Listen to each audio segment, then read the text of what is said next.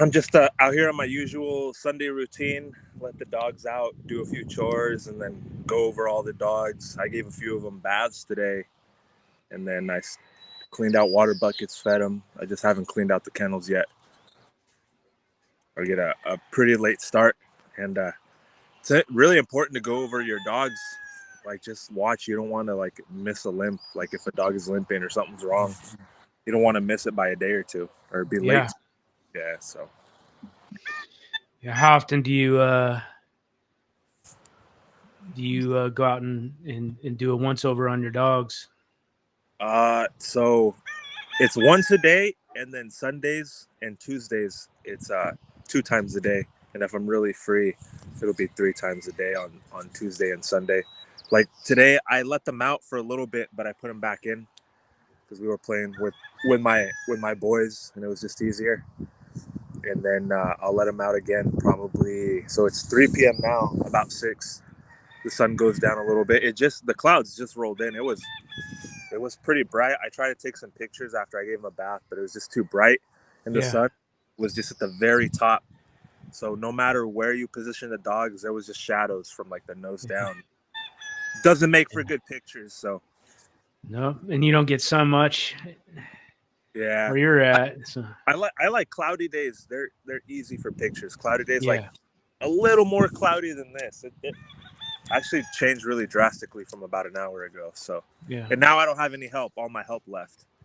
So I don't have help because it's pictures are definitely need a few people Yeah. to do it.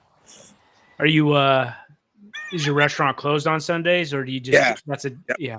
It was on Sundays, and then Tuesdays I'm off. I have other people to cover, but you know how it is. I always get called. Hey, we ran out of this, or we're a little busy. Come in and relieve us, and I'm always ready. I'm always ready to do something at the drop of a call. Then I go in. Yeah. Yeah, And is it a family thing?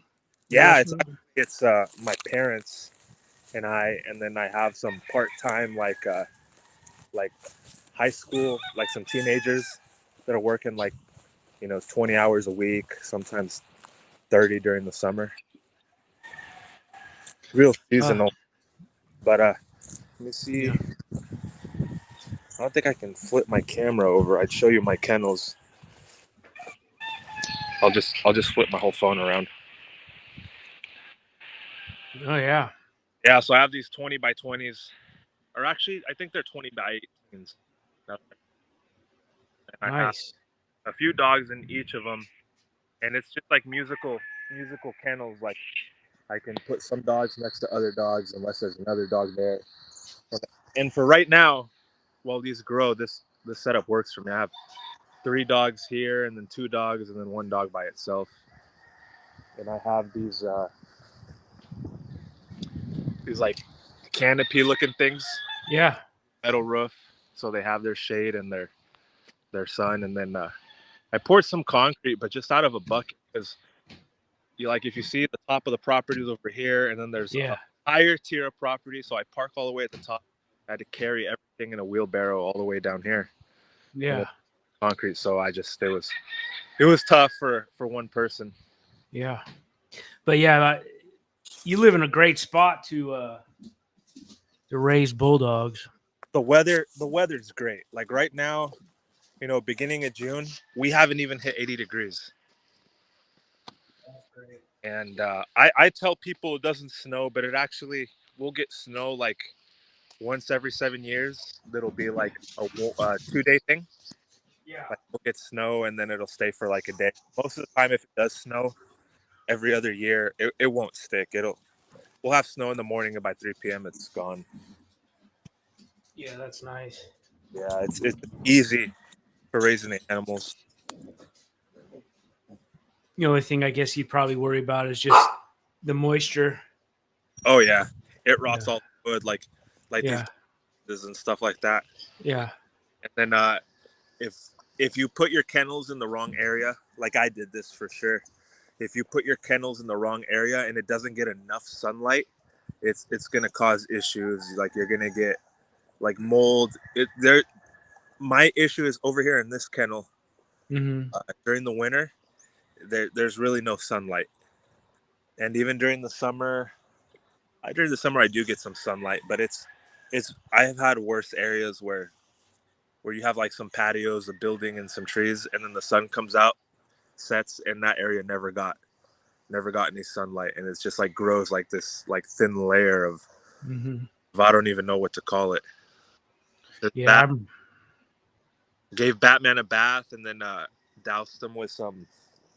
There's this stuff I forgot what it's called. It's for horses. It's called like mane tail empty something, but it's a really good product. Like if your dogs are getting irritated skin from fleas or something, then it's good to do it. Makes them heal faster while you get them their medication. How old is he now? Batman is Batman will be 3 years next month. Right on. Wow. Yeah, so young, and there's a 7-month-old daughter right here. Yeah, that's awesome. Yeah, She's so, going to be part of the project too, huh? oh yeah, she's promising. She's off of Batman, but she wasn't from my litter. Yeah. And I really didn't want pups from outside, but since it was off of my sire, and I knew the person well enough, and then this dog was just a standout. Yeah. I said, yeah, let's do it. And then I have a female right here, also off of Batman. But I mean, the good thing is I produced 30 something pups off of Batman so far, and I know what he throws that I don't like and what I do like. Like this is a Batman son. This chocolate pup right here. Oh, yeah. Uh, cheeks, the head, the shape, everything. But he's a little small. He's probably about 70 pounds, and that doesn't work for me. But I mean, the shape of his head, if I could just take that shape of that head and put it on a bigger package, I'd be super happy. And then this is the dog that'll hit the spring pull and just hang and spin for like 4 or 5 minutes at a time. And so he's got a lot of good stuff, but he's just really small. So I have to really be careful how I use him, or if I even use him. You know, I would love to place him with like one of the neighbors down there. Yeah. And then, if he looks really good at 3 years old, then I'll use him. But Yeah. it's hard because you just need a lot of offspring just to really see. And I got two flaws in those 30 offsprings that happen more than twice. So I got to be careful. I mean, it could happen with any dog, whether you inbreed or not. But I was just, I'm lucky enough to produce enough offspring to find patterns. Yeah. Good and the bad. So. Yeah, that's important. What were the flaws? I had some males. Their testicles didn't defend. Off of the same parents. So I did a breeding with a female 2 times, and out of those 2 litters, I had 3 puppies. One did have its testicles come down, but it was way late, and it was iffy. And the other two, the testicles, they're gonna have to be neutered from inside the abdomen. What's the fear of late testicles coming in? So late testicles is good. The testicles never coming in. So let's say you have a dog, testicles drop when it was like 5 months, and you want to use that as a stud dog. Well, it might pass that on, and then when it passes it on, maybe those offspring never even get their testicles because they're prone to having their testicles not be out when they're supposed to by like 6 weeks, 8 weeks, whatever. So that's something. I mean, the dog had his testicles in its stomach, and it was still humping other females at like 10 months. Like I could have used it. I probably could have got away with using it before 13 months, and then the summer would have came, and then it would have got hot. Probably would have atrophied with the heat, the testicles in the abdomen, and then that would have been it. But the good thing about having an overproduction of offspring is you have a lot to pick from. Yeah, you don't have to worry about the. If you produce 30 males, and you can pick out of 30 males, you're superstars. you're gonna have a few superstars, a few really nice dogs. Yeah. But if you produce 2 litters, and out of those 2 litters, you have like 8 males, 9 males, but you sold them, so you don't really have access to them. You kept 1 or 2. It's gonna be hard. It's too hard for me. I've been doing this since 2012, and I can't picking from a pup. Yeah, you can pick the best pup, but that's like the first step. I think picking something for your program is like a 3-step process. And Mm-hmm. from a pup is the first step. So what do you suggest to somebody to be able to produce enough where they can place dogs in the right hands? Um, well, if you can work with someone who can take co-owned males, and you can keep like 4 females, and you could co-own maybe 2 or 3 males, Mm-hmm. and if you get one male placed that's just a superstar, that's really good, that you like, has everything, use that male. Don't use the other ones. You produce your females, and then your older female, maybe she has 2 litters and she's all right, not that great, and then you pet home her, and then you make room for a new female pup. You're just It sounds kind of bad, but it's what you got to do. If all you can have is like 4 females at your house, you got to cycle on to the next females. Get like 2 litters. If she's a good female, she might produce good for you. Now if you finally get that outstanding female and you want to go for more litters, that's what I would do. Mm-hmm. But I mean, I'm out here on acreage. I have 3 acres. I have a few kennels down at the bottom. I'm at a pretty low number of dogs right now for the same reason. I kept a bunch of puppies. They didn't make the cut. Like, I don't have any blue dogs right now. Like, a lot of people want the blue dogs in the color. It's the hardest to produce. You got to line up those genetics so everything's on the right side, mother and father. And I sold 3 of them, 4 of them actually. It just didn't make it. So I got an empty kennel right here. I have a spare kennel here that I don't really use, but when I let the dogs out at the bottom of the property, I put my old dog in there because my old dog's ornery. So she's 8 years old. Was she? Yeah, she don't like puppy play. She doesn't like the pups jumping on her. I don't know. Sometimes I think she might be in pain. She's fine, Yeah. but the pups like run at her, crash at her, or jump on her, and it just sets her off, like almost like she's in pain. She doesn't like it, but Yeah. and I put my hands all over her, and I haven't ever touched her away. Yeah. I thought she was in pain. You ever thought about?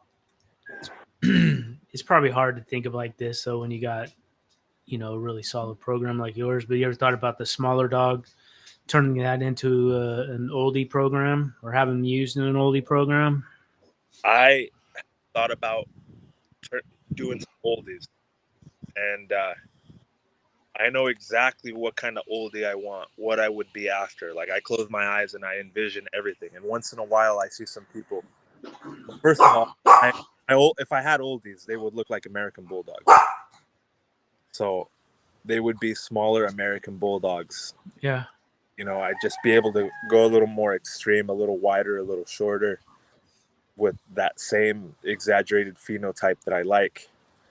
But I can't do it. If I have 5 oldies, that takes room for 5 American Bulldogs. Yeah.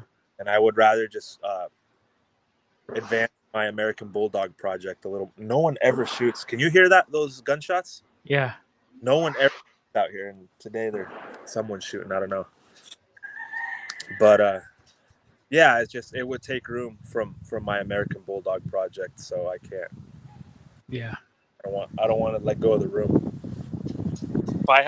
If I had more space and time for like an oldie program, I would just make my American Bulldog program bigger. Who knows? Maybe when I'm older, if anything ever switches or goes around, or I don't know, if someone in my family really wanted to do it, then maybe. Yeah. Yeah. So that, hey, I wanted to also talk to the other day. I was in the comments. You were live. A little bit about guarantees. and health quality and sales, Uh-huh. being ethical about it. So I could send you a clip about a guy on YouTube, pretty well known. He sells dogs. He's in the American Bullies, and he's very open. So I like that about him. He's got somewhere in the 700,000 subscriber count. And then on a video, he was talking to a client, and he told the client there's no guarantees. He can't guarantee that the dog won't get cancer or won't have something wrong with him. And he just said, hey, the vet's going to look over the dog.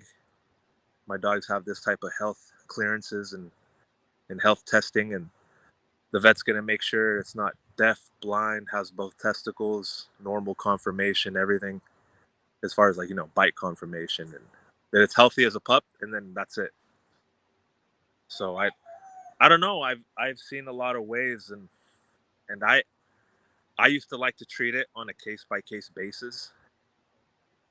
Hips are really hard to guarantee nowadays. I'll X-ray my dog's hips, make sure everything is good, do my embark, and then also go to the vet. I actually have my vet shots because at the same time my vet does a health certificate. And then once I have that, if someone calls me and they say, hey, I want to buy the pup, can you put it on the plane? I usually have everything I need ready to go, unless the time from the health certificate to the time of the flight, there's too much, then I got to go back and redo that. But it makes me feel a little better. If I sell a puppy to someone and there was something wrong with the pup, well, at least I can say, hey, not only did I miss it, but my vet also missed it. Here's the paperwork from my vet. I'm not hiding anything from you.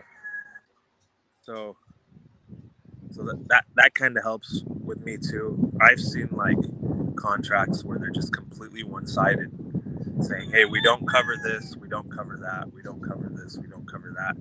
And like when you read it and you start to think like, what does this cover? Like maybe, I don't know, they do an ultrasound and the heart on the dog is the wrong shape, and then the pup dies at like 6 months because the heart had, I'm not even a heart murmur, like doesn't cover heart murmurs or deformed lungs or no pancreas. The dog was born without organs. Then it sounds like it would cover something like that because that's life threatening.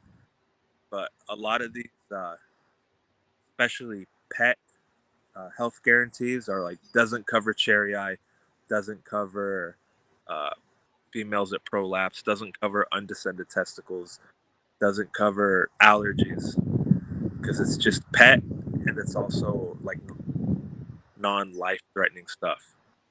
So that's something I've seen, and it's even something I've thought about doing. Like I've thought about keeping all the really nice dogs for my program, keeping 50% of the pups I produce, picking them as pups, keep them here at my house. 6 months, I'm like, you know what? This dog is not even close to its litter mates. I'll get rid of one. I'll pet home one dog, and then at a year old, I'll pet home most of them, and then keep the real keeper from that litter. Mm-hmm. So it took me a year to really pick my keeper, over a few steps. And those dogs could be really great dogs. If I just had to pick one was 5% better than the other, or maybe one had, the right color, or one had, X, or maybe I could have kept the smaller dog because I was going too big, or I could have kept the bigger dog because I was going too small. Get real picky with it. But I even thought about selling some dogs as pet quality. Breed it if you want, but it's pet quality possible. How how do they word this? They worded it as breed stock potential, but definitely pet quality. So if the dog turns out to be uh, breed quality potentially, then you can breed it, but the guarantee only covers as a pet.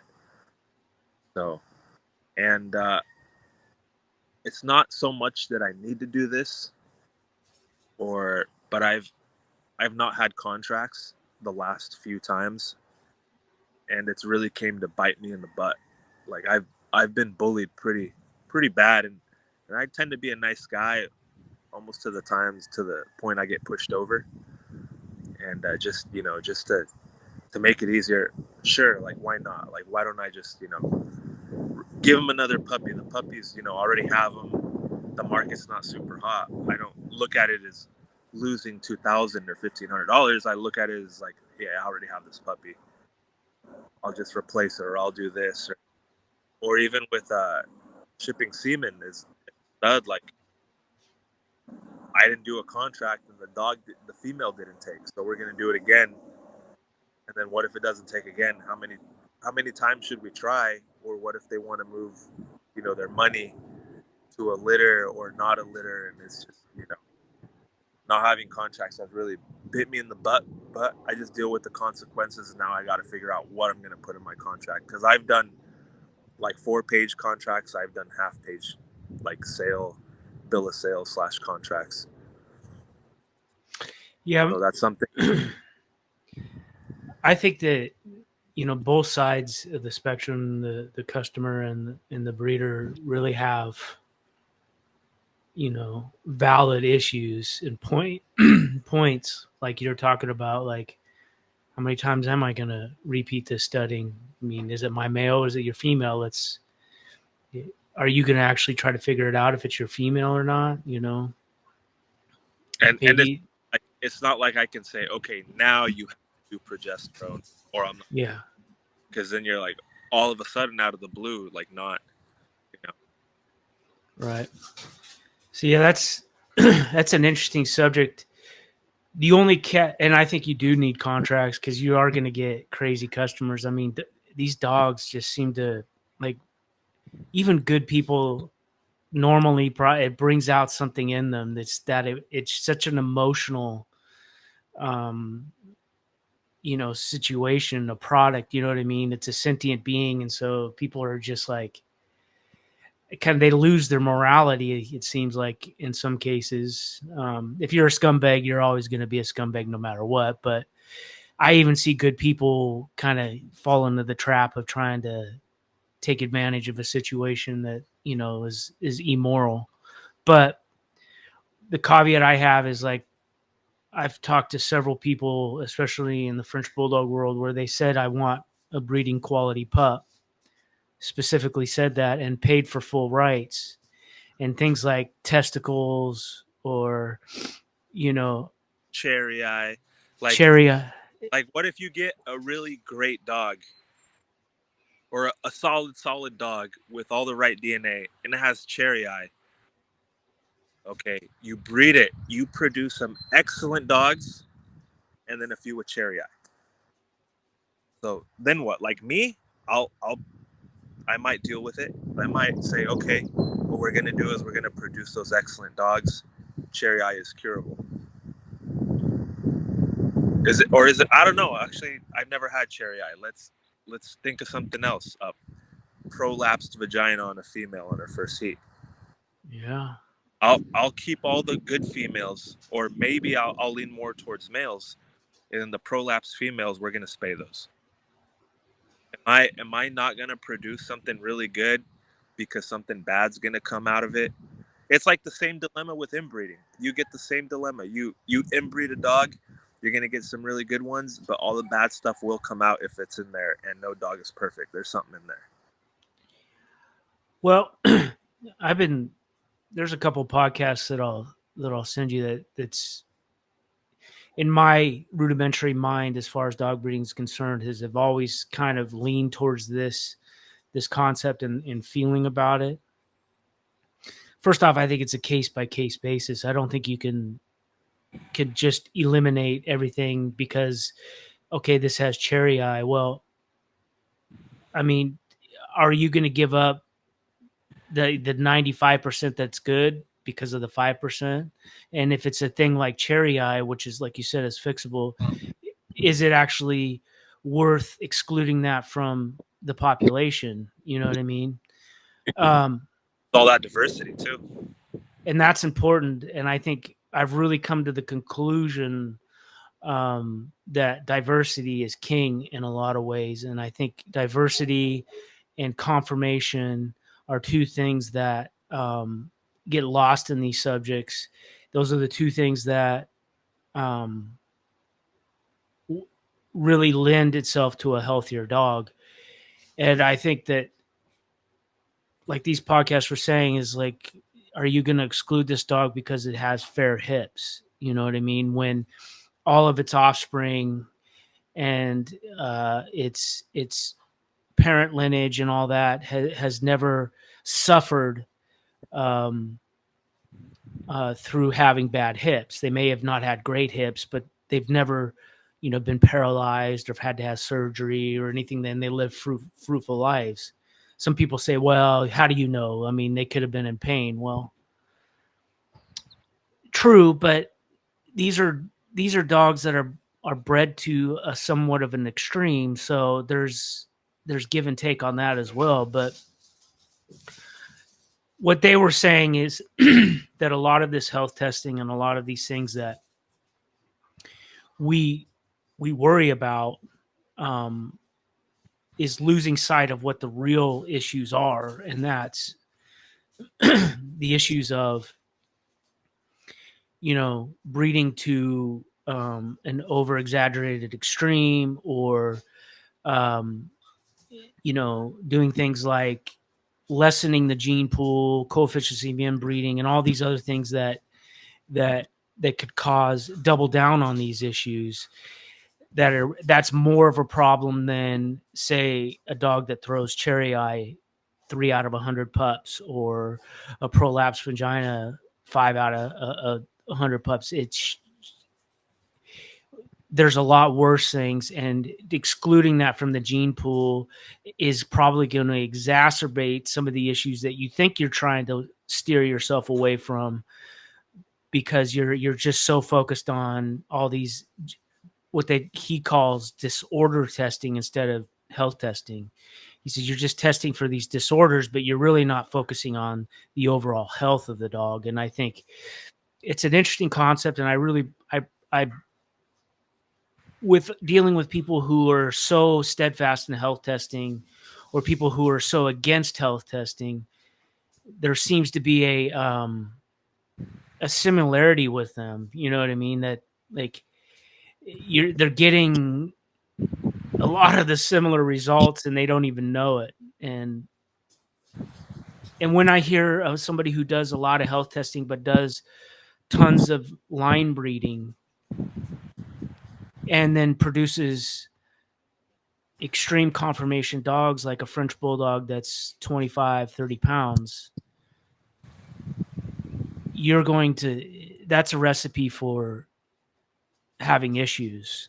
You know Okay. what I mean? It may not have genetically spine issues, but with their conformation and their bad hip, they're going to have issues because they're on the extreme end. And I think there's, as an owner, if I want that, I should be willing to deal with what comes with that. And I have, that's the difference that I have with what this veterinarian researcher talked about. Was That's the difference. Like, I'm not going to give up my French bulldogs or my English bulldogs or whatever because they have multitude of health issues, but I can support breeding to a better conformation on some levels. You know what I mean? Yeah. And breeding to a healthier standard, even if that means outcrossing. I support purebred dogs. I support the purebred lines and all of that. But I also think if you are one of these people that really are so steadfast in health and parading around your health tested dogs, and you have extreme conformation, you just lost me. You're not seeing the bigger picture. You're just playing the paper game and the marketing game. And so that's where I get frustrated. And I think about people's hypocrisy. Like, okay, your dog doesn't have these health tested issues, but there's no way this Presa Canario should be 180 pounds. You know what I mean? It's not meant to be 180 pounds. Yeah. And if I'm an owner and I want a 180-pound Presa Canario, then I'm going to have to be willing to put up with what might come with that. Yeah. Definitely. There's going to be issues from anywhere from, bad hips, dog being fat or being crossed with, I don't know, a bigger dog. So yeah, it's a thing. And then I can go back to the difference between the French Bulldog in 2015 to the American Bulldog now. So the French Bulldog in 2015, it was, what can from outside? I'm not in the breed, right? But from outside, it was looking like its type was stamped. Like it was an official breed. It was, like a Rottweiler, like a German Shepherd or like a Doberman. Like you see it and it looks the way it's supposed to be. The whole breed was really uniform. And the American Bulldog is not that way at all. Like the American Bulldog, there's like four big styles and then like eight little styles in between every single one of those styles. You can get American Bulldogs that look anything from the untrained eye would say a pit bull, someone else would say an English Bulldog, and someone else would say a Mastiff or even Boxer. There's so many types and so many different things, and we don't have a bunch of real lines in these dogs. Like people haven't taken the time to really set a type, take 20 years to set something out. There's some people out there who've been doing it 10 years who probably have some really nice individual dogs, but there's a lot of work to do. There's a lot of line breeding and inbreeding that need to be done in people's programs, and the issue is not a lot of people know how to do it. And then if they do it and produce some really good dogs over here, and then they have a minority of dogs with issues, because that's what happens, it brings out whatever's in the genetics, they will stop. They could have produced some really good dogs, and then they produce one dog that has something wrong with it, and then they'll never do that again. Yeah, and I think there's a lot to what you're saying is as far as French bulldogs, and I would even say English and old English bulldogs. And I'm talking the offshoot of English bulldogs. Your standard AKC deep dogs are pretty uniformed, and they're pretty strict about how they do things. But your off colored, your off standard dogs are pretty similar to your French bulldogs of today. Off standard and even on standard, I would say is following some of the off standard protocols. But I look at I totally agree with what you're saying. They're not creating a line. They're they're breeding to a DNA, and DNA is king in French bulldogs.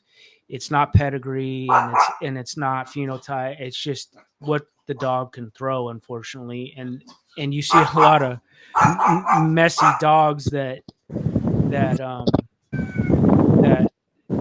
are desirable because of what they can throw DNA wise. Yeah. And I'm one of these people that I look at the DNA, but I want a variation. So all three of mine are different as far as conformation's concerned. I got one oversized one undersized one, and one athletic one, and that's kind of what I wanted to do in the beginning. But I agree with you that's part of what's causing the problem. And then another thing is and I've kind of got away from the contract part of it, which I think is very important. But as far as the breeding side of it, I really think that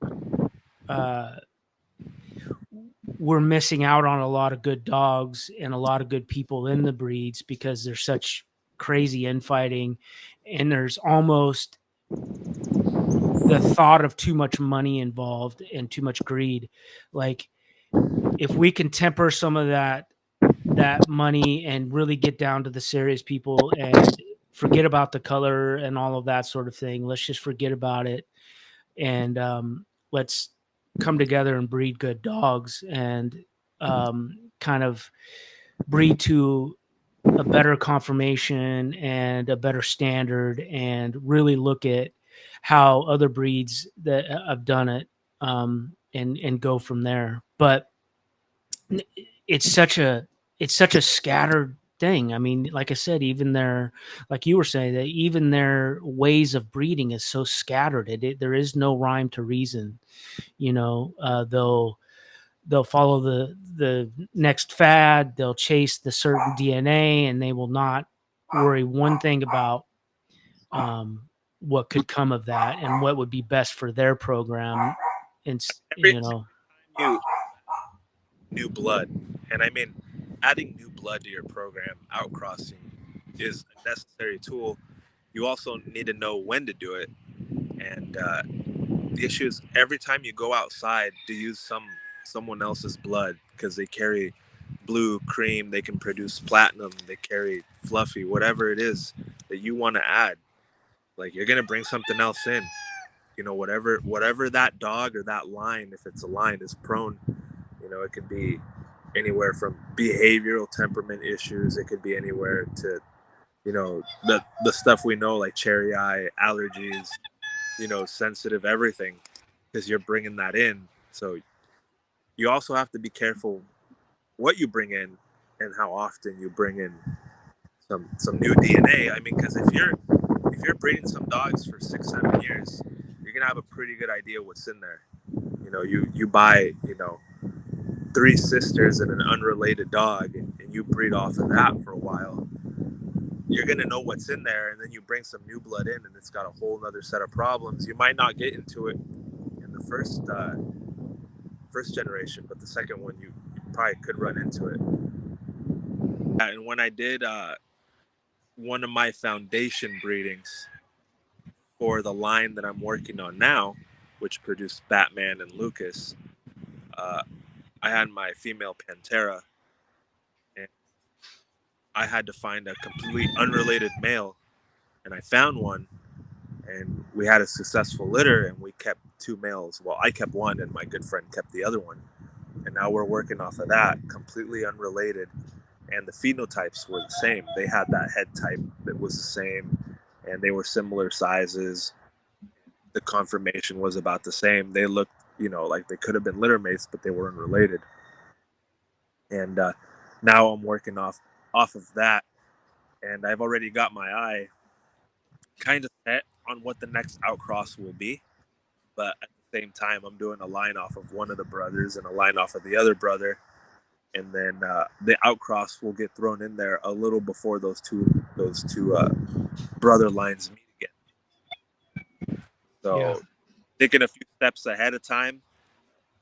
Sometimes you look at those breeding schemes for cattle or line breeding schemes, and it says step 1, step 2, best uncle to best niece. But if you only keep one, it's not going to work. So you got to redo it. So I'm kind of doing a couple of things side by side. So if plan A doesn't work, I got plan B. It doesn't take me a whole another year and a half to produce another female. So Yeah. whatever. I did want to say about the contracts, like if you're as a breeder, if you're selling a dog, knowing what mine or somebody like me's what we're looking for, and we're straight up about it, and it doesn't turn out as a customer, I expect you to make it right. You know what I mean? You don't have to. We don't have to talk about money, but we could talk. We could talk about another puppy. We can talk about, whatever it may be, a free stud or whatever.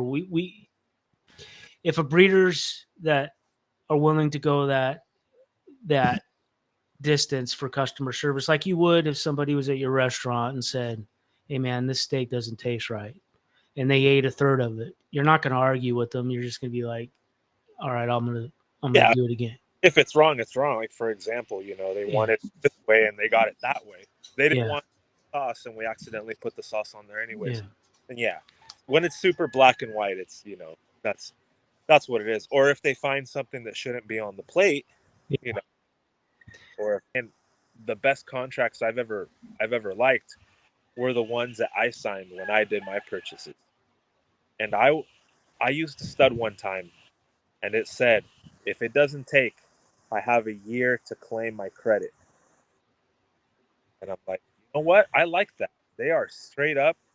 Now, if I lose before I sign it and before I give them any money, if I'm not okay with that, I can just not do business with them. And I was okay with that. And I thought maybe I could do that.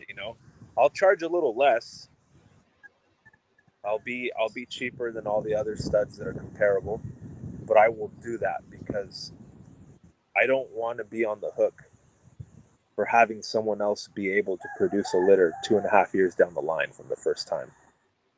You know, Yeah, no, I totally agree, and that's the thing that I don't want people to misconstrue with what I'm saying. I'm not so pro customer and wary of the breeder. I think there's a 50-50 here. There's a lot of customers that have ridiculous expectations, and I really do think that you guys need to cover your bases on so many levels, and that I think that's completely fair. You got 1 year, and let's say it's somebody that you trust and you like, and you're going to continue to do business. It, you may allow them to take 18 months. You know, you may be able to negotiate on the back end, right? or we can negotiating in the back is the best thing with breeders. I think you should always be able to. For example, if someone's stud fee is $1,500, you know, and you tell them, "Hey, can I pay you 1,000? And when she gets pregnant, I'll give you the other 500."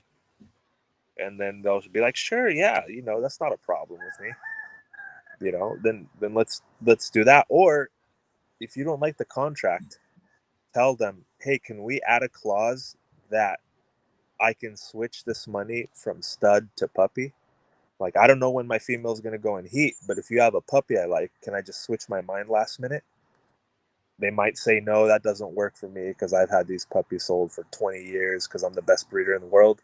Or they might say, "Yeah, it stresses me out not knowing if I'm going to, how long it's going to take me to find homes for this dogs. I can't guarantee what pick you get, but you can do that, you know?" And I think, like we said, case by case basis, but I think we should normalize that a little more. You're a preservation breeder, but yet you hoard your bloodlines. You're not really a preservation breeder. You're just a business person, in my opinion. And that's where I find the most hypocritical with these AKC show breeder types. They're as phony as a $3 bill. Like uh, they're just like the colored off standard French bulldogs, but they have a nicer gloss, a tidier persona than your off standard dogs. They're no different in a lot of ways as far as how they do business and why they do business. I think we need to have more open conversations about doing business. And I'm not saying let's not do contracts. I think contracts and putting things in writing are the most important things. Like, you could even send a person your terms in an email and they could reply, "Yes, I understand the email. I agree." If you don't got to sign everything or meet in person or do some of those not apps, those programs where you sign the document electronically. But I think we need to be more open. And here's another thing: if you shoot, let's say me and you are trying to make a deal, and we bump each other back and forth 5 ideas, but we never write anything down, and then a year and a half passes, and we run into something. What steps do we take? We never writ everything down, and it's just as easy. I could say, "I'm gonna write off your friendship, our relationship, for a try to get another dog for free." Or the other way around, you could write someone off to not make it right. So it's just, I think stuff needs to be in writing, even with your friends, because if I have an issue, I'm just gonna say, "Oh well, I'm not gonna try and make it right," or I'm not gonna try and talk to my friend and tell him to give me something else, because I don't want to ruin or strain the relationship. Or maybe I do, I don't care. But I think stuff needs to be in writing. There needs to be open conversation. Let's add a clause or take a clause off of that contract. I don't want to do anything with a vet. Don't involve the vet in this contract. Whoa, okay. Well, let me see how we can do that. I don't know if I think we can do that. Let's try, or not. You know, Yeah, no, I one thing that I found really interesting too when I was looking for my French bulldogs and then even like the mini bull terrier stuff was I was 100% transparent in the beginning, and that scared some people off, and I'm okay with that. I'd rather be upfront and honest, and then you move on, and I could just write you off and not even try to attempt at this point with you. But I found it a little weird that they were just so steadfast, not wanting to hear my story or wanting to know more, you know. And the only thing I asked for was a male with full rights. That's it. Oh no, I don't do that. Nope, nope, nope, nope, nope. You Uh, share with you some of the messages and calls I get. Man, I get stuff that is crazy, especially from other countries. Like I get what's very common with me is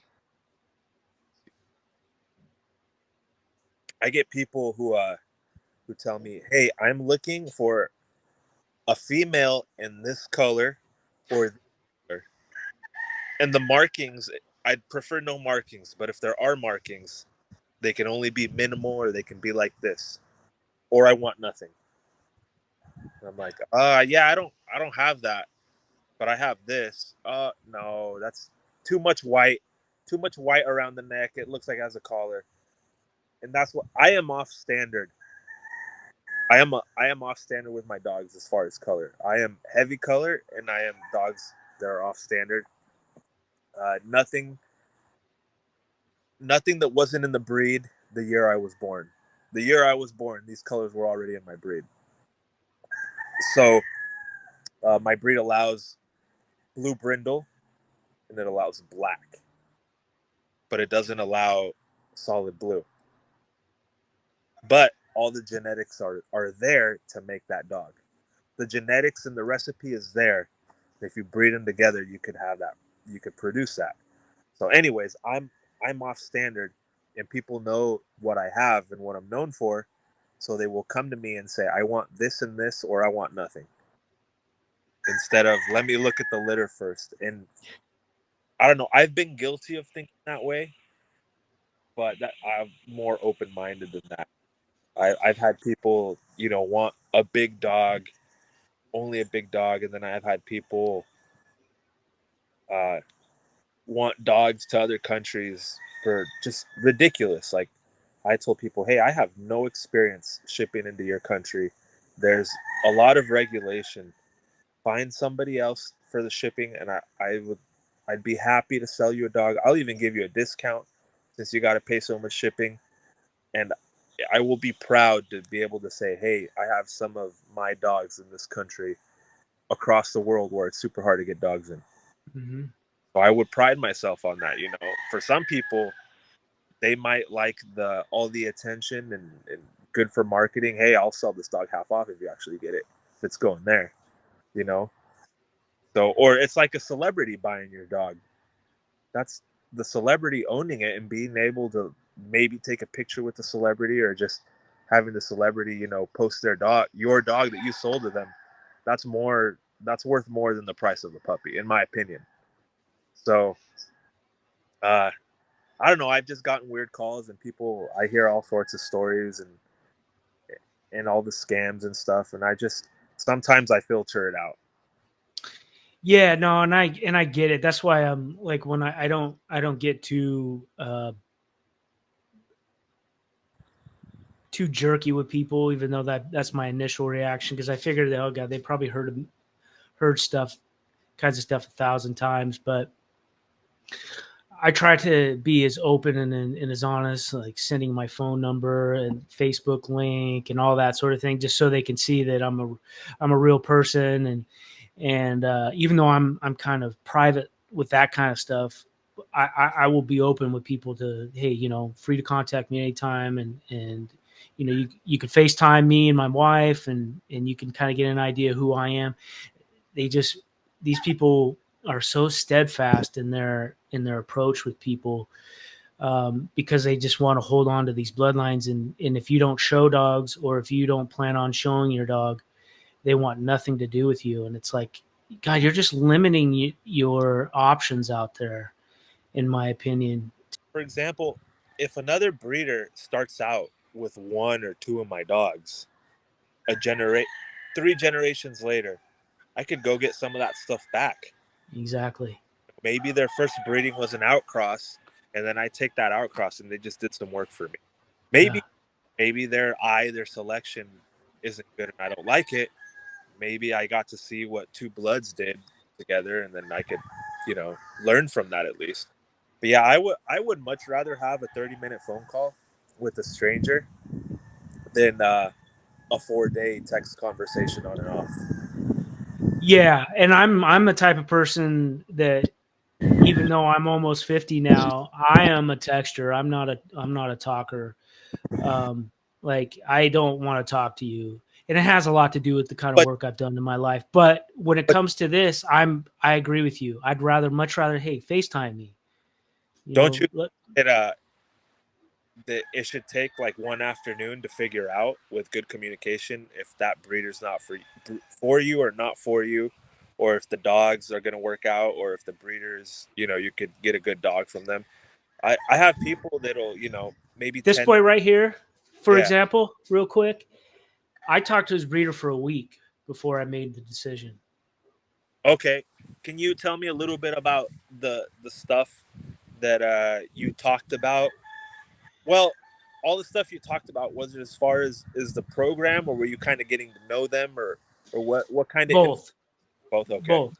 I was getting to know them, their motivations, how long they've been doing it, and then I would talk about my motivations, what I want to do, what I'm looking to do, and then we would talk about dogs, and he would show me dogs that he's had, and he was an older guy that also used to breed. He has like 4 English Bulldog studs, really nice English Bulldogs. He doesn't breed them anymore because he's kind of older, and the smaller dogs are easier for him.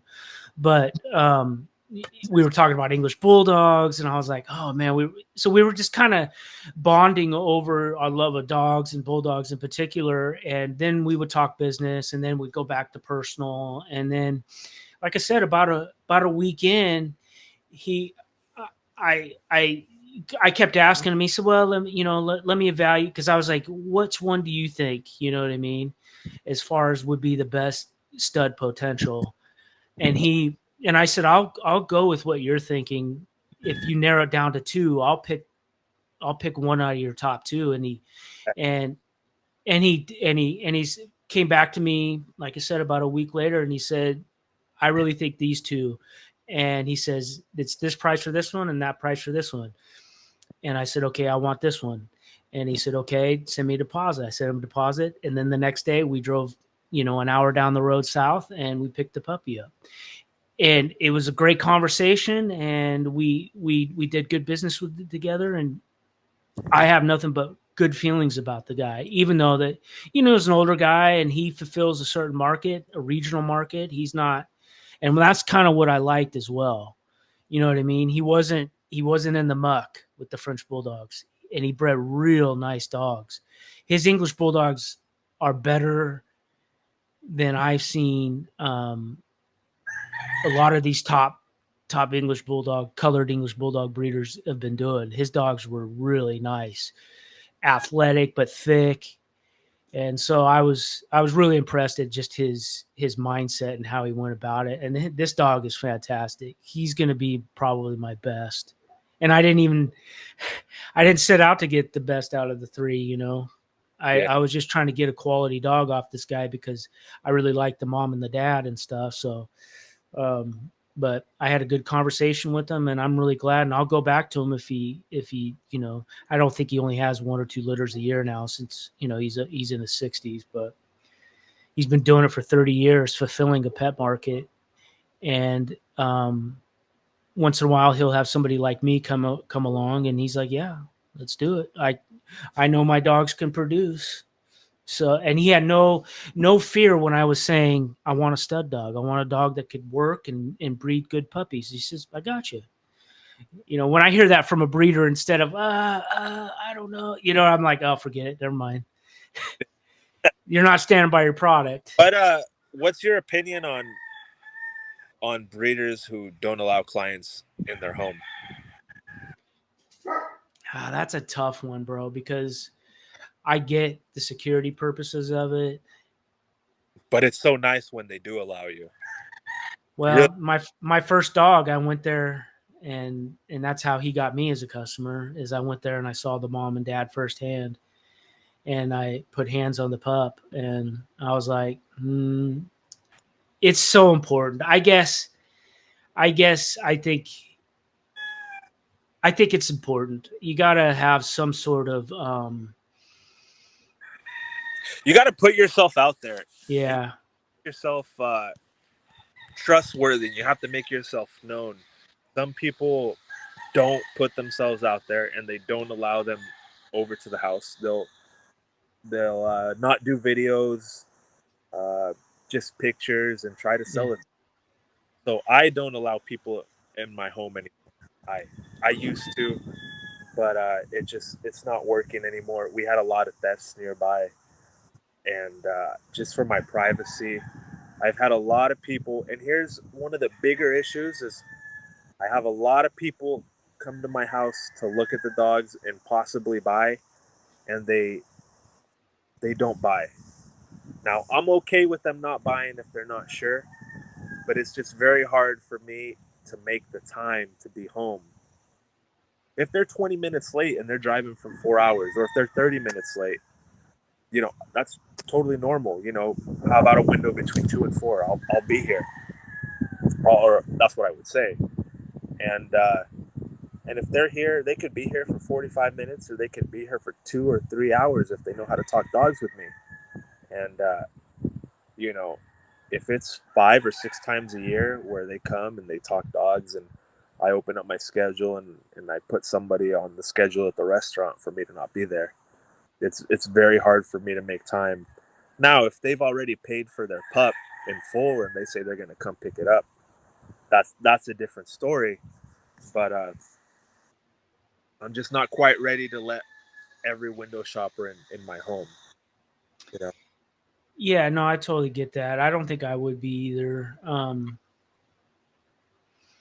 You know, even with security measures and all that, I don't want. I would really probably have to have some serious conversation, like I did with the the breeder that I just talked about, yeah. before I would say, hey, why don't you just come on over, you know, and see firsthand what you think, and this way you get a better idea. Um, I guess if we're having face to face, FaceTime, Skype, whatever, I would feel more comfortable after having that, because I can read people pretty well. I really can. No, I'm not perfect. Nobody can, human nature. So we're animals at the end of the day, but um, I'm pretty good at reading people. And if I don't feel comfortable, I would say I would never invite them over. But if I felt somewhat comfortable, I would probably invite them over eventually if I got to that point. But you've got a lot going on, and you've got a young family, and it's like you're busy, you're a businessman. I totally or think or they they they don't show up. I I'll hate that. wash all the dogs. I'll clean up my yard. I'll Yeah, whole day to get ready to have company over, and then get the yeah, pups washed and set them all up in the playpen, and then they don't show up. Okay, whatever. They just got a bath. It's good for them. But the local market, where there's been a lot of times where I put ads in the newspaper in Portland, in the Oregonian, puppies, this and that, and I get text messages. And within like the fifth text message, they want to come over and look at the dogs. I don't even know if this person is a male or a female, or what age they are, or anything. They're asking, can they come see the dogs? And then I say, can meet you in town. And what I usually do is, there's a really nice boardwalk across the street from my restaurant with a yeah, big. I meet them there. I tell them, hey, I own this restaurant. It's located here and here. I can meet yeah, you there. And they're like, oh, you own this restaurant? And they know my name. And maybe I link in my Facebook and my social media. And it's almost like they know who I am. And then I have a lot of pictures of my family and my business and my yard and my dogs. I actually don't have a ton of pictures of my kennels because, I mean, they're not that great, but they work. They keep my dogs safe. It's tons of maintenance. Uh, I can come back to that too. But I think people on the outside can get a really good feel for who I am, and I put myself out there a lot. And I think I can come off as a trustworthy person, or at least put everything out there for people to make that decision themselves. Um, And you know, one small thing I could say about that: people who have money have an advantage to breeding better dogs. They will make their decisions based on maybe on some pride, or what can I do with this, or how can I be better, instead of like, this is all I can afford to do, yeah, or not about to lose my money. yeah. I didn't get good at breeding. I made a huge improvement once I had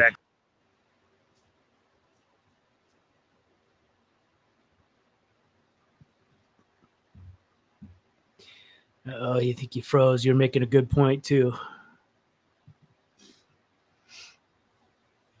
If you can hear me, come sign out and come back on.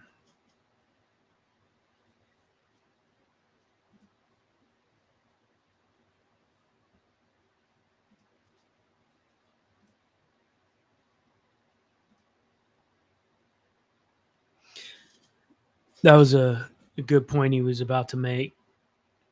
I think that the rich get richer in breeding. If you got the money and the space and the time, you have no job. You're living off your spouse, living off your parents' wealth. You've got all the advantages in the world. But I look at dog breeding as a working man's pursuit, and I do kind of feel a uh, little angst towards people who don't work, and or at least they don't they haven't worked, and they're living off of mommy and daddy's wealth, or their husband, their wife's wealth, and they're breeding dogs, and they have all these crazy ideas about how great they are. I just find them to be a little more less palatable as far as that's concerned. Um, if you work hard and you built your business up and you're breeding up and you're doing what it takes one step at a time, I've got all the respect in the world. But I can't tell you how many people that I've run across that are breeding dogs and they have no job. And you're probably not making that much money. Like, where do you get your money? Are you on disability, or is it mommy and daddy's money, or what? So I think that me saying this will probably piss some people off, because I know for a fact there's a few people out there, and they know who they are, that don't have a career and living off of whatever they're living off of, and then they get to have fun breeding dogs and make a little cash on the side with that. And then they have all the opinions in the world, like how great they are and how bad you are. Yeah, but I'd rather get a dog from somebody who put in 40 years at a job and is breeding for the fun of it, or somebody who's busted their butt and started having success breeding dogs, and now that they can turn it into a business. So yeah, that's my biases. Yeah, what does everybody think that what takes money in the dog breeding to be successful, at least in the short term? To be successful, it's one step at a time, and it's not easy when you have a job, or you got limited funds and you're doing the best with what you have. So I respect those kinds of people a lot. And then if you become a person that is completely self-sufficient and you're able to put extensive amounts into your program, good for you. You built it up from zero to something, sustainable. More power to you. Nothing but respect on that level. Or you own your own business, you work your butt off, and you make your money, and one of the things you do is you spend the money on breeding dogs. Some people restore classic cars. Some people, get into other expensive hobbies, that boats, whatever it may be. They spend their money that way. So yeah. Lots of dog breeders without jobs. It's kind of a weird thing to me. And they're not really like making a ton of money off their dogs. But they're very opinionated. Weird. Can you hear me? Yeah, I can, man. How you doing? And Can you how hear you me all doing, right? Brian? Yeah, perfect. Good, good. No, just listening in. I agree with a lot of what you're saying, and you're right about the whole, money situation. I'm sorry, I'm 30. I've been weed eating, listening to you with the podcast. I hope that makes sense. Yeah. Like about it seems like when it becomes a lifestyle for somebody, then they're going to pick between a color over, or maybe the dog has a quirk, and it's like, but it looks, what people want, has, whatever trait that is. Then they're just going to breed for it to cash in, and like you said, it's the ones that work hard, that it's not their day job. And I know there's some out there that it is, and that's great for them, but you have to admit it has to be tempting when somebody's calling you up and they want a puppy, and you're going to say, oh, well, this is the one you want. You want one to jump high, it's him. Oh, you don't want one to jump? Yeah, I forgot it. This is the one, whatever the case is. So I agree 100%. Yeah, it's a balance, isn't it? It's hard. Like, and I could see you as a breeder how frustrating it could be sometimes. Like, and that's why I don't want people to think I'm shitting on breeders or anything like that. I No. think that it customers have these ridiculous ideas of what they're getting into, and how many Yeah. times you talk to somebody, do you get the feeling that are they even the right person for a Stafford? Even maybe Oh, they've had one in the 100%. past, but Yeah. now they don't seem like they have the. They're just in it No, for the. yeah, no, and you can kind of catch on that. It's funny when you talk to people, they'll ask, they won't ask anything about maybe temperament or this or that. It's what's the pedigree, what colors you have, what, and not always, but it's once you fill them out, and like you said, you kind of can read people when you see them in person. And and like, I know you talk about contracts, and I'm the odd one. I don't do the contracts, but for me, it's more of a passion. It's not a business. So and that's kind of, I kind of look at it like, I don't know how to, I guess it's like, and this is a weird analogy, but like say, let's say Bruce Lee, like if he's going to train you, do you really care if he has a contract or not, and is he going to go over X, Y, and Z every, you're just happy that you're being able to train with Bruce Lee, and kind of like that with some dogs and bloodlines. It's like an honor, if it was an old school, a Colby dog you bought from Colby himself, American Pit Bull Terrier. It's like, I really don't need a contract. It's from, I kind of trusted in that. And I've always told people, if I get a funny feeling and I feel like you need a contract, then you don't need one of my dogs, and I just don't sell them it. But I do think it's important. That's just how I am. And I try to just do a handshake, and I've gotten, taken advantage of before, and it's been difficult, but, I try to do that. But, you know, like you were talking about breeding earlier, I had a guy bring a dog over for breeding, and I said, okay, what day is she on? Is it 10th day, 11th day, 8th day? What? Oh, yeah. It's that day. It's that day. I'm like, what? The 10th day? Yeah.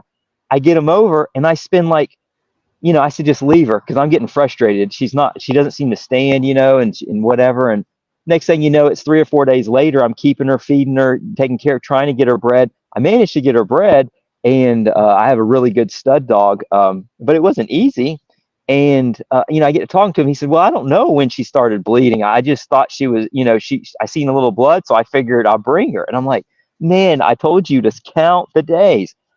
Well, she didn't take. 6 months goes by. All right, bring her back. Same thing. Yeah. It's the 10th day, whatever.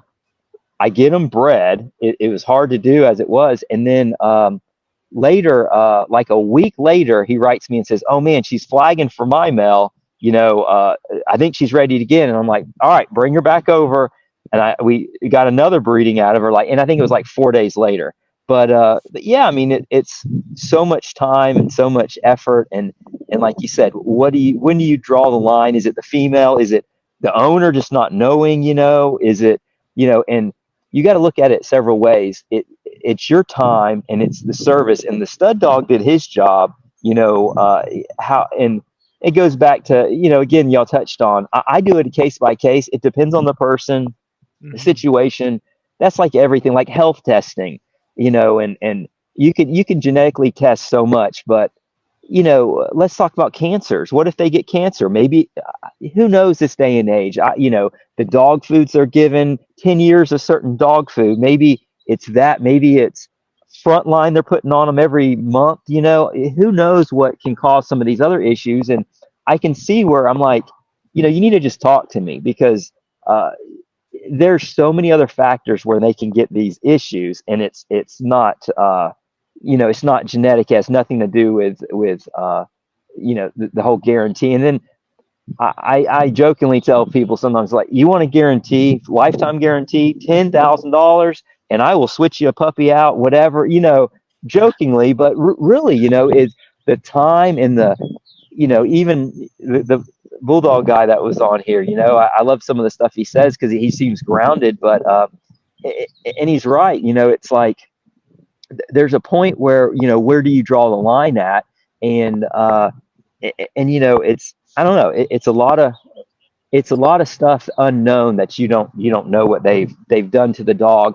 Hips, I've had pups get injured from, and the people, thank God, they're honest and stuff with me, jumping off a 6-foot deck and hurts itself, and again, you have to take everybody's word for it. If they come to you and said suddenly he's favoring his leg and they did this or they did that, at the end of the day, once it's in their care, I tell people, get the puppy, get it health tested at your veterinarian and whatever. And if there's any issues, give it a week or so, let me know. And if it gets a clear bill of health, then, not much you can do after that. I mean, if I knew every puppy that was going to be good or not, then it would be a lot better off. But even the other gentleman saying, how he'll even keep several and they don't turn out for him. So if a breeder's saying that, how can I guarantee to you? It's kind of not fair. I can't even guarantee myself that I'm going to get a good pup.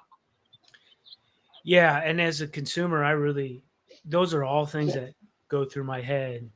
But there are 2 or 3 things that if I'm looking for a pup for a specific thing, that I will try to stand my ground on, like, you know what I mean? Yeah. It's especially like, say, and this is, I think, a little different than your world. Your world's a little bit more grounded for sure.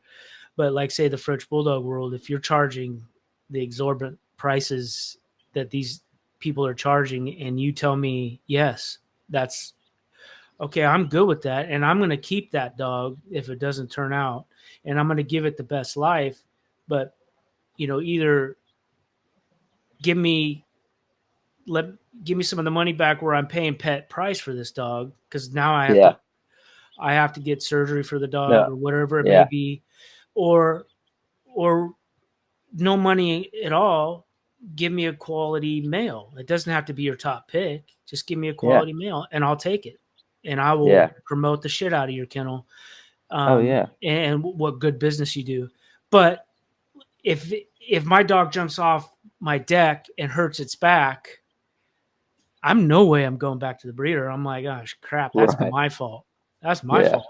So I know me as a person, but I know there's a lot of shady people out there. They get so Yeah. emotionally invested. And like I was telling him, it's just like even decent people seem to lose their morality sometimes when it comes to dogs or animals in They particular. do. And I agree. And yeah, and you're right. And that's the thing too. I don't, when I do breed it, it's different, and every breeder's different. But if you're advertising, or you're promising X, Y, and Z, and you have a continuous litter, so many litters a year, then yeah, I don't see why there's a problem Yeah. with putting that, and that's kind of, I mean, yeah, and it makes total sense. I agree. And if I'm And a one thing, dirtbag, if if I'm a dirtbag and you get a sense of that, I can totally see you saying, my contract says this, or no, I'm not doing that. That's Well, not how. exactly. You can hold the Yeah, contract up, yeah, but yeah, if you're good with me and like this guy's always been 100%, yeah, because I'm trying to think of times where if I ever had, well, there's been times where it's been like accidental stuff, yeah, get killed for whatever reason, lost, ran, whatever. I had no reason to do anything for it. It was their fault, but I felt bad, and I'm like, come back, here you go. For either quarter of the price or not at all, or have a younger one that I was going to keep and say, all right, I tell you what, I feel bad.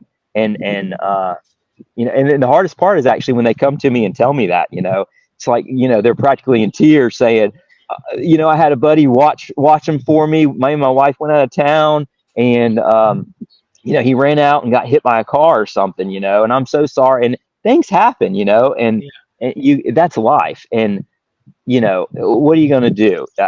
You can't be mad at them, so yeah, I agree. One thing too, I was going to mention, he had a good point. Um, One thing to consider, and I'd be curious to hear him on this, if he ever comes back on, but you have to be careful when you're, let's say line breeding, and he was talking about taking a dog and keeping it for a little bit, having a litter and then, moving on to, and then line breeding. You have to be careful because let's say something, and it maybe not genetic testing, but let's just say it has cancer. We'll stick to that, right? So, 3 years, you have a litter of puppies. Well, by 5, it dies of cancer, or it dies of who knows what. Something weird happens to it, starts having seizures or God knows whatever. Well, now you're 3 or 4 generations in. And so I tell anybody that's breeding to be careful of that. I line breed. I try to select when I do line breed on the males that have, like one, for instance, this is my pedigree. He lived 16 years, and I mean, you couldn't kill him. I pushed him to the limit on every, in the heat and the cold and the whatever, he went everywhere with me. And he was just a solid dog. And I see so many times these people line breed, and especially with me on the working side, I see the show side, and there's glorifying this legend dog, and they have semen off of him, and he sired 200 litters. And then I ask the simple questions: how long, is he alive still? Oh no, he died. Well, how old was he when he died? No, he was 10. He was 10. I mean, my dogs are living 16 years, 13, 14, and then you start asking, well, this dog was crated every day. He never really saw the outside, the heat, this and that. You start to worry, is that the kind of dog you want to line breed to? And just be mindful of that. I tell any breeders and stuff I try to line breed to those ones that have proven themselves in a number of ways. And one now I'm starting to line breed to. He's over 10. He's sired, he's proven he's done, sired litters that have also themselves produced dogs that haven't had any issues too. And there's extremes to everything. And I think it depends on the breeder how extreme you want to go with that. But in a way you can, you can take it, like y'all were talking about, and cherry eye or whatever. And you're exactly right. Everybody wants you to say, oh no, I wouldn't do that. But when you have one with maybe perfect temperament or what, and me personally, I wouldn't, my breed is different. But as far as, let's just say pricked ears, like for whatever reason, it's right now in the show ring, it's people don't like it. So you get one with ears standing up, but maybe the temperament is spot on. It has, we'll just say it has no skin allergies. Let's just use that, because you can't test, genetically test for that. But you keep the brother that has perfect ears, that's skittish and timid and has skin issues now. And you're like, but he's blue, maybe we'll add that in there, and we'll say, and okay, well, so he's going to show better. I can, well, you're kind of, screwing yourself. I want the dog with the messed up ears, maybe, and maybe the top line's not perfect, but the temperament, the health, everything else like that checks on. And I know, you've tried him, I've bred him, and he produces dogs with perfect ears, perfect top lines. There's that too, and too many times I think breeders maybe they want a lineup of pretty dogs, and they're like, okay, this is all pretty dogs. but are they producing pretty dogs? I'd rather have one maybe that's missing a few things, but it's a better producer than himself. And I want every dog of mine to be as good or better producer. And that goes for the females as well. They should improve. You should, or keep it, lock it in the same if that's something you want. And I see so many breeders out there that have these wonderful dogs. You know, they look wonderful, but it's funny, they never keep anything off of their own production, and everything you do see off of it looks terrible because they just don't know how to breed it. You know, they're not, you know, making the right crosses and stuff. Yeah, it's interesting. You talk about, like, I think more and more people, well, I don't know more and more, but I think more people are realizing that there is a difference between the kinds of dogs that you use to promote your kennel, and then there's dogs that produce, and Yeah, sometimes they're different. You know, like you were saying, the dog that has pricked ears and doesn't have a perfect top line, but he produces all of these dogs that I'm showing off on Instagram. You're you're yeah, you're you're looking at your program as a bigger picture, and I find that, like you say, a lot of people are short sighted, and they're not. yeah, I mean, the old school guys realized this, that some of their ugliest dogs yeah. were their best producers. And that's who I learned it from. Yeah. I knew a lot of, you know, good dogmen back in the day, and even as a young guy, it's like, no, I don't want nothing from that dog. And I would always, you know, and I'd wonder why even the price was more money for that litter, you know. And I had opportunities, you know, I'll touch on this real quick, of getting some really nice, like, dogs like that, you know, give, and like, here, you can have. And I turned him away because, oh, the ear's not right, or that. And he's like, and he told me that, but it'll produce. And now looking back and knowing what I know now, and even looking at pedigrees now, and I'm like, oh my gosh, that dog and the temperament and everything, it was spot on. And what I thought at one time was all looks and this and that, and there's so much more to it. You know, they need to be a producer as well. They need a pass that trait on. And for a breeder, that's the most important, you know, important thing, I think, to make the differentiate you from everybody else. If you can, you know, keep improving on that. But yeah, you're completely right. Yeah, it's not a black and white thing, is it? You really got to, like, evaluate every facet of what Yeah. you're doing. And it's crazy because so many, you know, people read books, which is fine, and they get on the internet, and it's more hearsay regurgitation, and then they like to cut down, this guy's a puppy miller, this one, or whatever. And to some extent I get it, but at the end of the day, it's the ones that have had experience and have done the breedings. Like, I see so many times, you know, and because I'll inbreed occasionally and stuff, you know, and my thing is, if you have to ask, you know, should I, then you shouldn't. But when I make those breedings, I don't have to ask. The dog is perfect, I know, you know. But saying that is, oh no, you shouldn't do this, you shouldn't, you know. And I ask all these people the same question. Well, have you done it before? What was your outcome? Well, I've never done it, but it says in this book, or so and so's cousin's brother, sister's friend did it, and I heard a story, you know. And it's like, well, I've done it and it's been successful. And again, you have to take in that person's, you know, experience, and what, you know, what are they, if they're honest with themselves, and stuff like that. And the best advice I got from an old timer, I used to look at pedigrees, and I would walk his yard, and I said, you know, what do you think these two dogs would produce? And, you know, and I had my dog, and I said, what if we bred them to this dog and whatever? And he said, honestly, try it and find out. I mean, and at the end of the day, we don't know. I mean, that's the cool part about it. God's in control, and you really got to try it and see, because I've had beautiful dogs bred together, and I've had such high hopes for it, and it turned out like crap. And then I've done others that I'm like, kind of, you know, last, maybe the pedigree I didn't think lined up just right, but the dogs I thought were good. And I was like, let's just try it. And if you look back now on my pedigrees, that's what I'm line breeding to, because they were they were perfect. They hit the mark, and I didn't even know it, you know, until now, you know, you can kind of see it. So, and you got to be able to do that too. You can't be blinded by one thing where, you know, you neglect to see what's right in front of you. You know, you can't be kennel blind, even with your own stuff. A lot of times it's easy for me to constantly search outside my yard, and then vice versa. There's others that won't go outside their yard because they don't like this or that person. For me, the dog can't, you know, they have no control who their owner is. And, you know, maybe there's some people I wouldn't deal with and do business with, But as far as the bloodline or the dog, I'm not going to discredit. If it's a good dog, it's a good dog, you know. And you know, I can respect that. And if I can use it to better my stuff, then I will. But yeah, there's just all that to take into consideration, and people don't. Has there been anything that you wanted to try or do? I mean, anything in your program that you quite haven't been able to get the gumption or the willingness to try yet, but you're still thinking about it?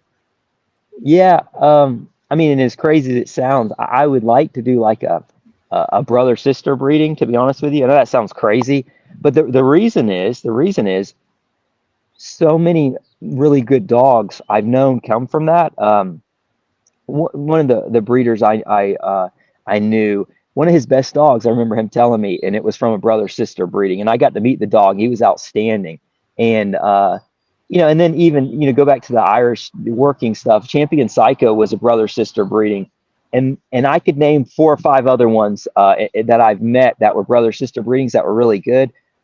But again, you have to have a brother sister that you have no question, and at least for me to do it, I have to have no doubt, no question.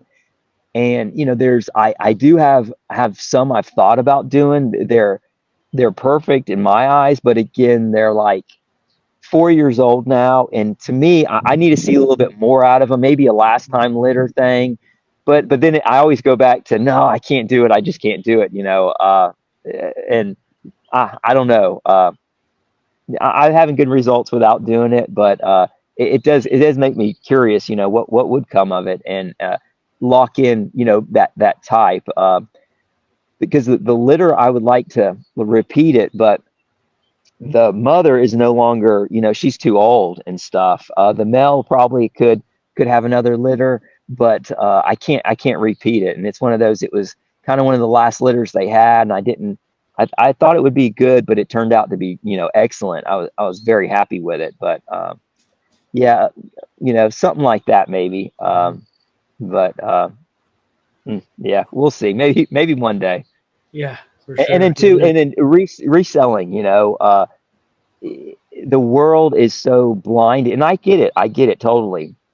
People, you trying to even maybe have some pet homes or whatever, and people see that, and they're like, I don't want nothing wrong with it because of X, Y, and Z. It's going to have problems, and or they assume it will. You know, and you're right on it too. I mean, when you do that, all the bad's going to come out too, as long with the good. But I think if you can consolidate the genes enough, then you actually narrowed it. I think of it like shooing fish into a pond. You're draining the pond out. Well, all the fish are going to be at the end. Well, there's going to be a point where you're kind of, you got just a limited amount, you know, in that corner, that pocket, and you know, hopefully it's all the good stuff. If you're selected breeding properly, like nature does with coyotes, wolves, and so on and so forth.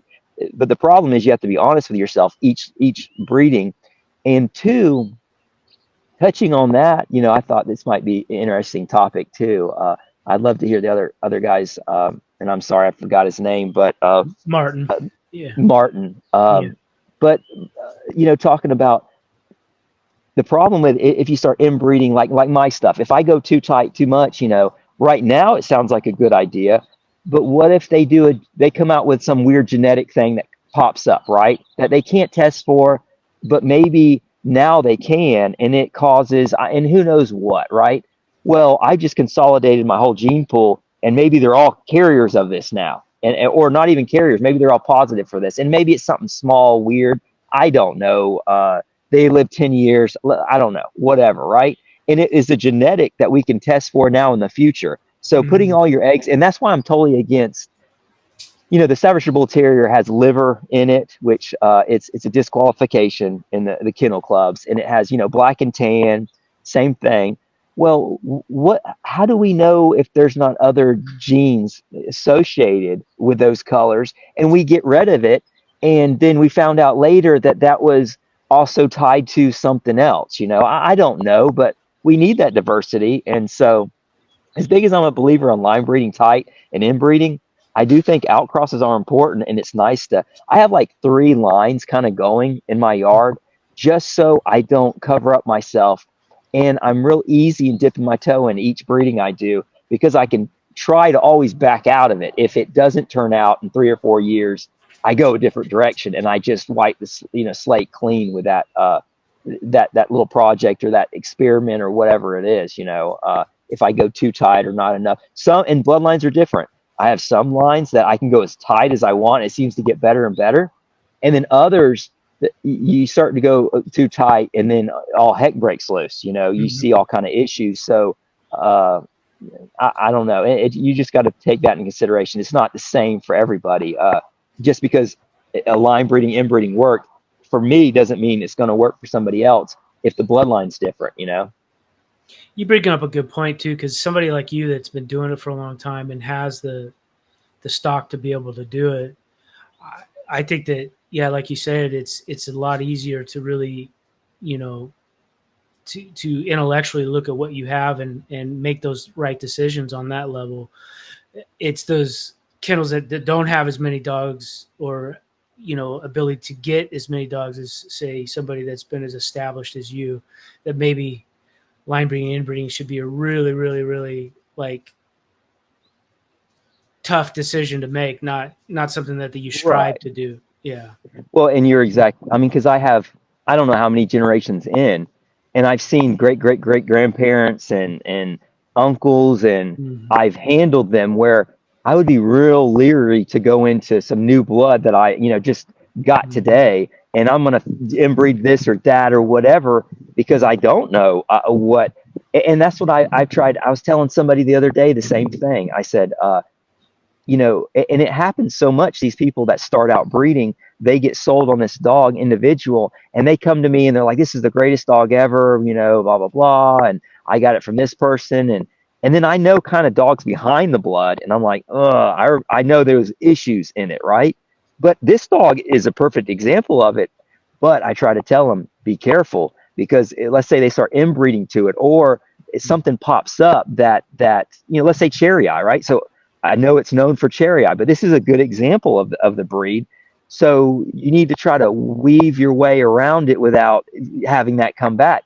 And they don't understand, well, I bred, a half brother and half sister to this male, and it's cherry eyes popping up, and it's inbreeding now, it's this and that. And I'm like, no, it's actually in the line. And I'm not telling them to throw the bathwater out with the baby out with the bathwater, because that's a good dog. And I'll be the first one to say it. But they have to strategic, the next generation, make sure they get rid of it, and then use the right blood. And unfortunately, a lot of people, and I'll be the first to admit I'm like this, to where I'm not real, oh, you can use my dogs. My worry as a breeder, and it sounds crazy, but there's a lot of people that will maybe use my dog. Let's say cherry eye pops up, right? Well, my dog's never had it. But then suddenly they're like, well, that's that Steadfast blood that caused the cherry eye, and then suddenly, not that I'm worried what people say, but, and then it gets around. It's like, well, it wasn't my blood, it was his. And the guy maybe they actually believe it, because they're like, my dog didn't have it.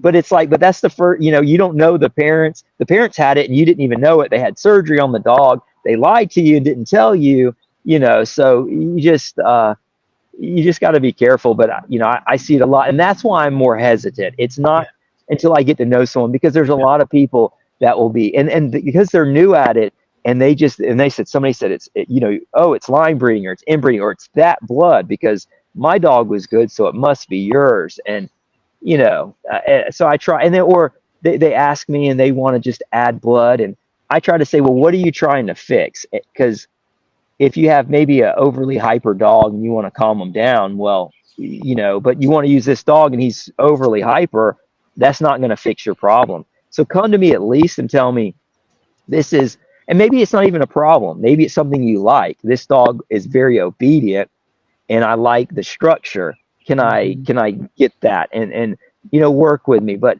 I don't have a lot of time for people that just say, hey, I want to use a dog, and well, why? And they can't give me an answer other than your pups sell, so I want Steadfast on my dog. They don't say that per se, but it's kind of where I think it's going. It's it has nothing to do with, it's just they think, oh, well, these two, things put together are going to make something better, and they just don't have enough experience in it, and nobody to tell them, because a lot of people are going to promise them the world, and just to take their money. Right. do one litter and they're experts, and I guess, when I was young, I didn't have anybody. I talk about some of these old timers, but honestly, I didn't really ask them. They kind of let me do my own thing. They Yeah. didn't. Tried to talk to them. I didn't know what to ask. I uh, I just kind of tried and learned, trial and error. My first three litters all died. C-sections too. I called them because I didn't want C-sections in any of my blood. Now, whether or not it was even genetic, I don't know. Now looking back, personally, I think they were over. I think they were too fat. I think I had the female too fat. It is all this other stuff in the back of my head now plays, but I tried to do the right thing, and now, knock on wood, I hadn't had any problems with that. But yeah, I mean, it's not easy, and and then two, a lot of people. I just had a litter, not too long ago, just a week ago, and two of the pups just didn't make it. I'm not posting on Facebook. And a lot of people like to do this stuff. Oh, I lost these two, and yeah, it sucks. It stinks bad. Okay, but I mean, and that's part of being a breeder that you gotta deal with. And it's a real bummer, but it happens. And sometimes there's just no reason why it happens. It does. And sometimes people just think it's, when they ask for a price or they ask for, like your time to come, you know, it's funny. Martin was mentioning, people come to your house and stuff. Same thing. For one, I don't want to be messing, stealing my dogs and everything. I have horses and other stuff, and my family time. But some people want to come over and talk dogs for 3 or 4 hours and not get anything. And again, that's not I don't mind that either. But when you add that up and you start saying, you get 5 a week, it's my wife alone gets kind of mad with me, just talking to people on the phone and I enjoy it. I love it. But I kind of understand it because it takes me away from my family and my dogs. I need to get exercise in. I need for them, and I need to, it's just not fair. And a lot of times those people just, and I think you were mentioning you taught your breeder for 3 or 4, a week or so before, a couple of weeks before you got them. I've had people like 3 years, 4 years. Some people still talk. One guy wrote me, nice guy, love him to death, if he sees this. But we've been chatting. He's like, I don't know if you remember, we were chatting, since 2018, and he's still, and I said, oh, he is writing me on a litter. And I said, so you ready for a pup? He said, well, next year, and again, which is fine. And I don't mind it. But, I had one gentleman write me and call me back, and I was answering everything for him. And I try to, and like, this is some of the questions I get to give you an idea. I got a puppy. Oh my gosh, he's covered in fleas. I got him from you. He's calling me. And I'm like, okay, what? This is crazy because he didn't have fleas when he left. Blah blah blah. Well, yeah, I'm taking him outside. I said, by chance, did you just put a collar on him? He's never had a collar on it in his life, and he put a new collar on him, and he's been itching nonstop. And he's like, oh yeah. And I said, man, he's not used to it. Take the collar off. Put the collar on when you're playing with them. Get their mind off of it. Oh, okay, thanks. Well, then it's like 4 or 5 more calls. Then it's he calling me, telling me his wife's going to leave him, and it goes to like, and I get a lot of this too, where people and don't get me wrong, I'm friendly and stuff and whatever, but it just turns into craziness. And then I try to tell them, listen, man, I've been breeding for 25 years. I haven't had a billion litters, but I've had enough to where if everybody called me every single day or even once a week for just nothing, let me know. And then he kind of got all upset, what kind of, and I told him from day one, I said, listen, I don't sell just to anybody. I don't do pets. Somebody referred him to me because the guy had gotten screwed from another breeder. They took his deposit, and it was like 2 years, and they never, it'll be the next litter, the next litter, the next litter.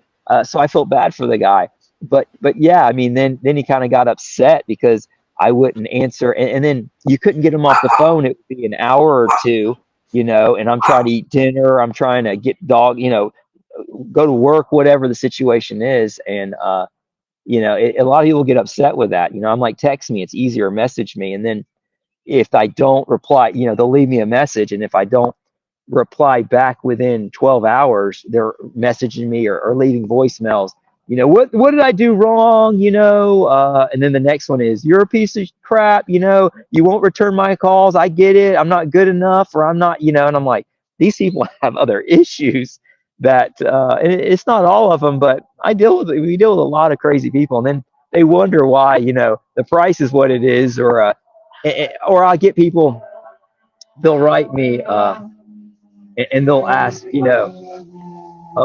how many hairs on the dog's head, to how tall is he, how wide is he, how long is he, how long is his tail, how long, how big is his teeth, how can you measure them for me? I've had people like 8-week-old puppies. Can you get a video of that puppy running? And I'm like, it's a puppy. It'd be better, I'll show you a video of the mom and dad running, and they're like, I want this, I want it to be exactly 38 pounds, and I tell them all, get an adult, because I can't tell the future, So it's crazy, but and I think a lot of this has to do with, a lot of social media will tell these people, they'll give them 100 million questions to ask, which is smart.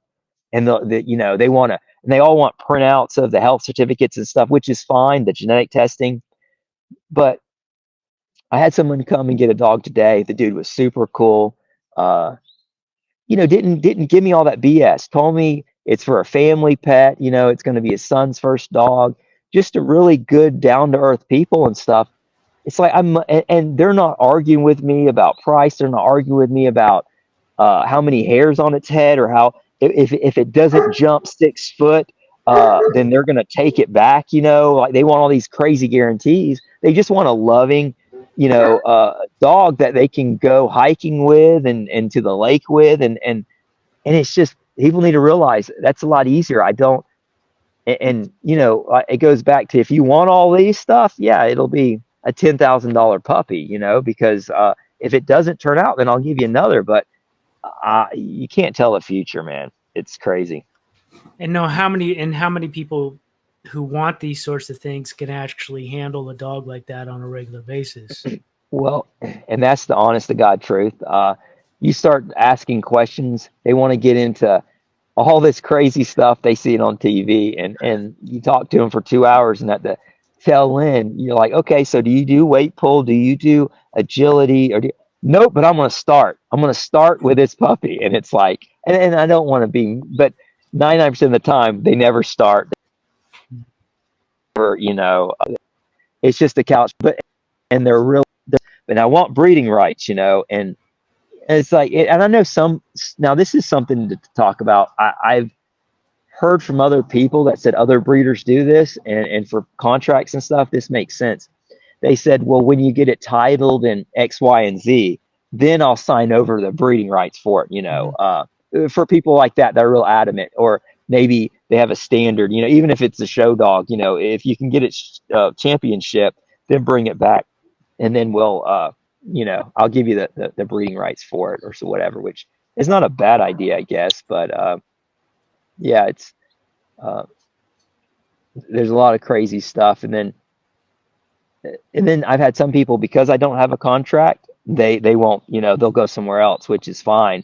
They feel like they need a contract and stuff, which I get, so I'm just old school, and it's at the end of the day, I'm like, are they going to hold up the contract? I don't know. It's mainly, I try to tell people, if the dog's fixed, spayed, or neutered, it voids the contract. Like, I'm not, I tell them that straight up. And then two, you need to bring the dog back to me.